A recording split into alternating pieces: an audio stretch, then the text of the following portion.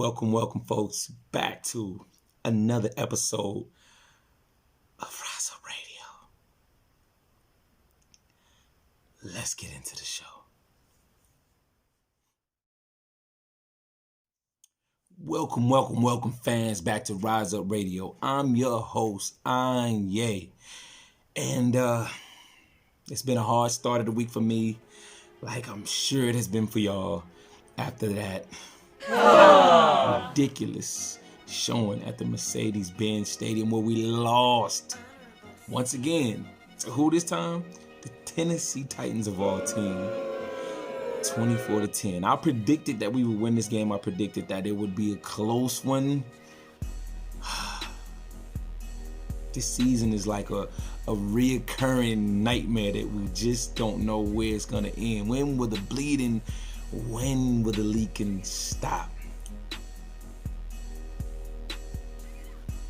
I got a woosah. Gotta keep my blood pressure down. You know, the Falcons, they'll keep your blood pressure up. So hopefully y'all taking y'all blood pressure medicines. Get you some garlic up in there, keep that blood pressure down. Because watching a Falcons game could be bad for your health. I don't know about y'all, but I had to leave around like the end of the third quarter. I just couldn't, no, halftime. I couldn't bear it anymore. I said, you know what, I can't look at this no more. This is ridiculous. The fans, we don't deserve this. I said it before, I'll say it again. Those season ticket holders, I feel the worst for them. I looked out there in the stands and stands is getting kind of empty. Yeah, you know how we do in Atlanta. If you're not showing hard, if you ain't playing hard, we ain't showing up, Mr. Arthur Blank. So y'all need to get it together. But like I reiterated in the first couple episodes, and I will say it again, I'll try to be optimistic and positive because technically the season ain't over yet. I know it looks over right now, but we still got some time to get it together. But we got to get it together quick, fast, and hurry. Sitting at 1-3 now at the bottom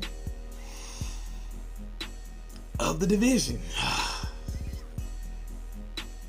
But we got faith, y'all. We got faith, right? We're gonna say some prayers up to the big man above, and we're gonna get this right. So that was a 24-10 loss against the Tennessee Titans. Yeah, I mean, literally, come on, fellas. You only gave us one touchdown, and that was in the first quarter. They threw the stats up on the board, and they said that we are statistically the worst offensive team in the entire league in the first half of games. I don't know what's going on. We cranking that car up late. We getting our foot on the gas pedal late. I don't know what's going on. Matt Ryan is leading the league in interceptions right now.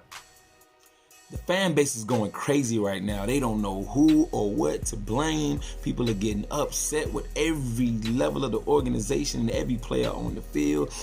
I've been on forums where they blaming Arthur Blank, Thomas Dimitrov, but the biggest blame out here is Dan Quinn. You got people calling for his head right now. I don't agree with that. My boys get on me. Hey, DT, all my Marco Polo guys about me going hard on Matt Ryan. He's who I got to place a lot of the fault on. Because as I told y'all before, hey, he's the $100 million man. He touches the ball the most. He's the leader. So ultimately, a lot of accountability goes on his part.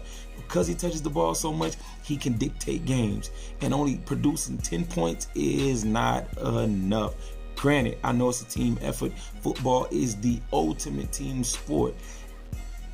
That offensive line allowed Matt Ryan to get sacked 5 times. Yeah, I said it, 5 times. Not 1, not 2, not 3, not 4, not 5 times. That's ridiculous for a loss of 33 yards. When our defense couldn't even get at Mariota even one time. We didn't even scratch the surface. Hey, we still got time. Season's not over. It's not halfway done. It's just the first quarter of the season. So I know y'all grading our boys like I'm grading us. And they getting that fat F. Oh man, it's a lot of question marks right now. It's question marks after question marks. We threw the ball 53 times. Matt Ryan went 37 for 53 for 397 yards, 0 touchdowns. Run the ball, Dirk Cutter.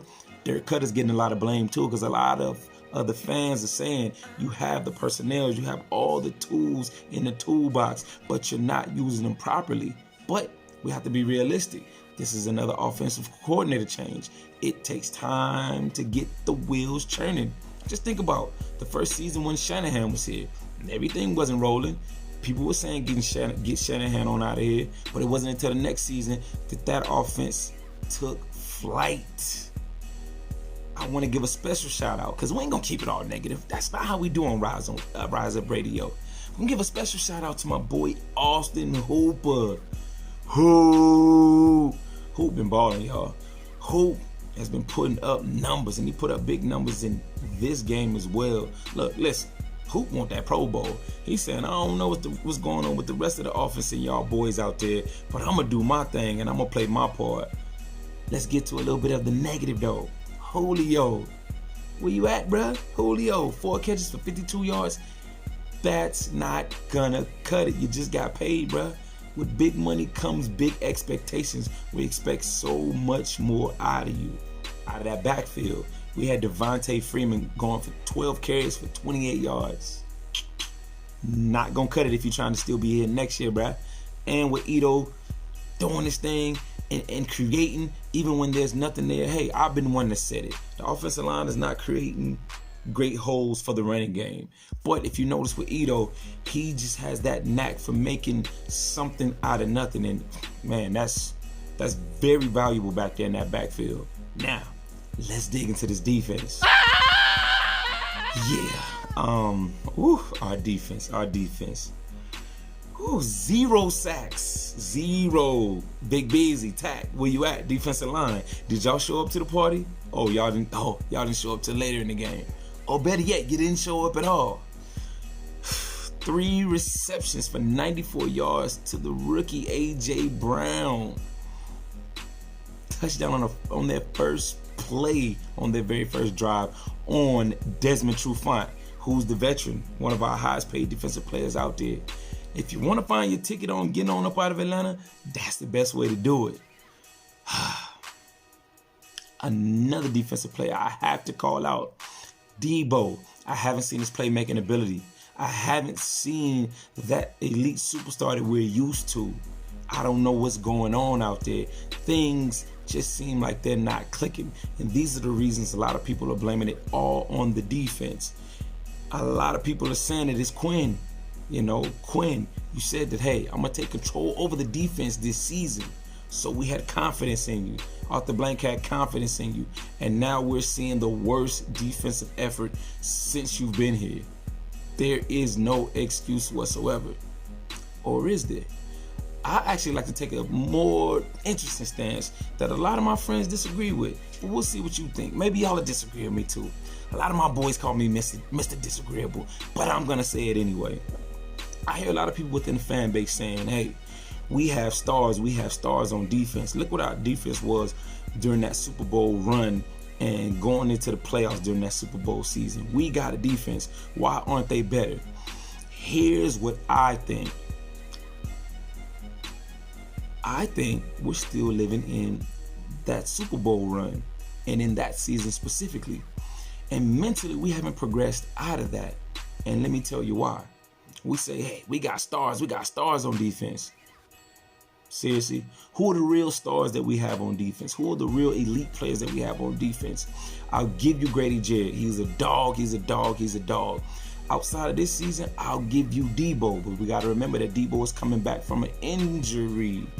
I'll also give you Rico.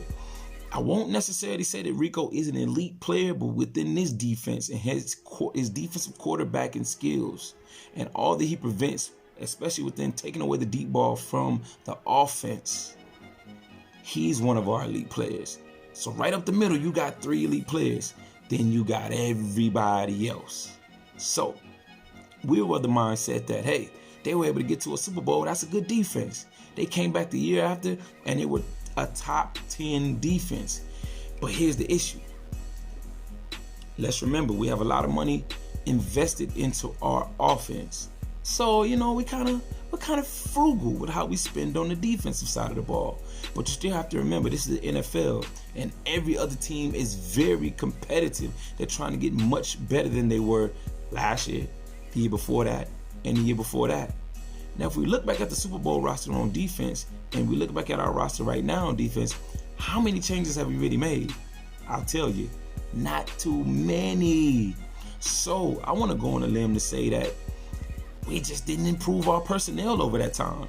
We expected that our guys were going to be good enough to improve their talent. We just expected that Quinn would be such a motivator and such a guru that he would get them up to par.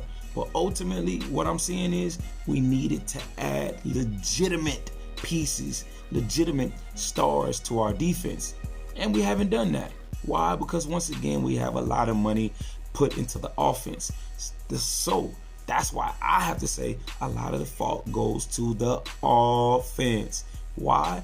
Because we have so much money invested there, because we have such veteran leadership there, and because we were always built around being an offensive juggernaut. Let's not forget that. We're the type of offensive juggernaut that should be putting up 30 plus points a game. Yeah, I said it.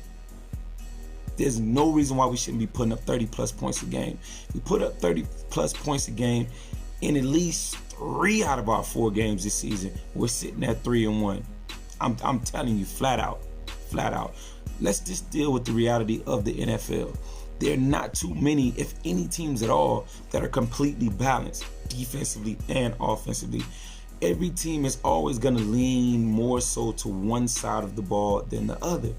And that's the Atlanta Falcons. That's the reality of the Atlanta Falcons. We have a defense that's not star-studded, so our defense is bend but don't break. We got a defense that's supposed to be good enough, but we fooled ourselves into believing that they would be an elite defense. Hey, offense has to get it together to carry the team. And I know that Matt Ryan knows this because he speaks of it within the press conference. I gotta give him a little bit of props on that. He takes accountability for the lack of productivity of the offense instead of just throwing blame on the defense like most of you fans are doing right now. Right now, our offense is averaging 17.5 points a game. Come on, y'all. Y'all know, like I know, that is not going to cut it in the NFL. That's not enough.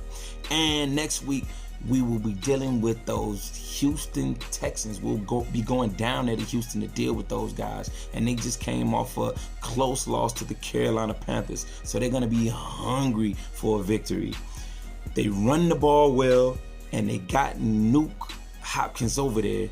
And we got corners that give it up big to number 1 receivers. So that may be a problem, especially if we can't apply pressure in the pass rush against Deshaun Watson. So if we can't get back there in the backfield to him, it's going to be a long day. I'm just telling you that right now. And you can't expect too much out of the defense. The offense has to carry us. Their defense is really not wowing me from the numbers. The defense, numbers-wise, is pretty much equal to ours. But you have to be mindful of that big monster at 99 on that defensive line. Yeah, J.J. Watt. Let's go on and say it. We weak on that offensive line, and J.J. Watt is coming to feast. So if we can't find strategic ways to scheme around him to counteract what he does, we're gonna have a long day down there in Texas. Usually this is the time of the show where I would give my predictions of this week's game, but I'm not gonna say I'm completely losing faith, but we'll just watch and see, y'all. I think y'all in the same position I'm in. We just want to see something. Come on, Dan Quinn and Matt Ryan. Give us something. This is your boy ANYAE from Rise Up Radio. We gonna see, y'all. We gonna check back in with me, y'all. Make sure to subscribe, make sure to share, make sure to like, make sure to comment what you predict the score is gonna be. Or better yet, tell me down low, what is the problem right now? What is the problem? And stay tuned in a couple of days. I'm going to be coming back with some more videos on the bigger issues that I see from within the organization. This is ANYAE from Rise Up Radio. Let's rise up before the team get blew up. Peace.